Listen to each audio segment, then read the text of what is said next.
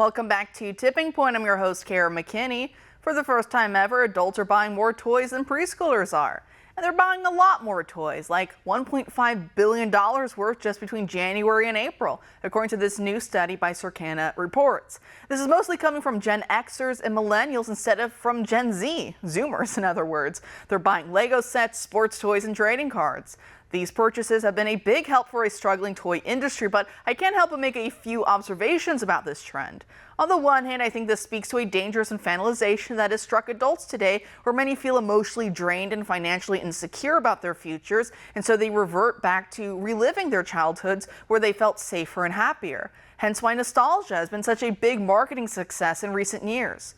But on the other hand, I think this also speaks to a childlike joy that many adults bury deep within themselves. And it used to be expressed by having children and reliving your childhood in a healthy way through them. But now with so many broken families everywhere, or families that never came to be, many adults don't have that same healthy outlet. Either way, it's interesting to me that so much of this is centering around a type of art. And yes, I'll use that term very broadly here to include colorful toys. Which brings me to another observation, which is that it's a curious fact about the time in which we live that beautiful and historic art is so easily accessible to us. It used to be that such art could only be experienced by the well-connected within the homes of the rich and powerful in private collections, or within the walls of a church, though I would argue that's still the proper place for a lot of it. But now, lucky us, living in the modern age, living off the fumes of the noblesse oblige that once dominated in the upper crust of society, we now have a whole host of museums, where families of all backgrounds and socioeconomic statuses can bring their kids to enjoy. And yet, how many people actually make the time to do so? Many on the right might even balk at the idea of going to an art museum, seeing it as liberal coded. But then at the same time, they find themselves confused and dismayed about the lack of reverence for beauty in the old ways. Many of us on the right have self-selected ourselves out of the art game and the influence it wields over culture. Now museums have to fear the vandalism attacks of eco-terrorists which seek to destroy all that is beautiful and binding about our cultural heritage. And at the same time, there's not much in the way of good art that's being made for mass public consumption. Liberal cities pay for modernist eyesores with destructive cultural meanings, and plenty of modern art museums have been hoodwinked by pranksters, leaving glasses on the floor, their trash in the corner, only for visitors to start taking pictures of it and looking thoughtfully at the joke, mistaking it for art. And don't get me started on movies or the state of music today.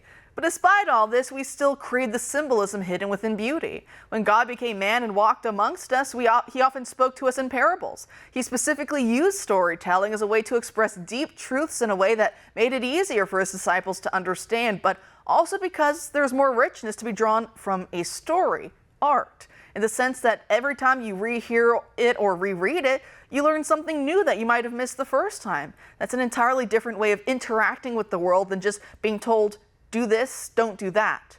God chose to speak to us in this way because he knows us better than we know ourselves, being our creator and all. He spoke the very foundations of this world into existence, once again making a deliberate choice in how he did so that has implications for us today. Our next guest tonight has a wonderful and thought-provoking piece about how the right has been doing art so far and where we've been missing the mark. The article is titled A Matter of Taste, and it was published by The American Mind, a publication of the Claremont Institute. So joining us now to discuss is the author of that piece, Spencer Clavin, an associate editor for the Claremont Institute and the host of the Young Heretics podcast. Spencer, thanks for being here tonight. Kara, it's a pleasure. Thanks for having me. Great. So before we get into some of the details of your piece, what is the main thrust of your argument in a nutshell? Well, I begin by saying that for as long as I've been alive, and certainly as long as I can remember reading conservative publications, there's been a kind of steady drip of pieces lamenting how the right has lost control of the culture and we need to take back the culture.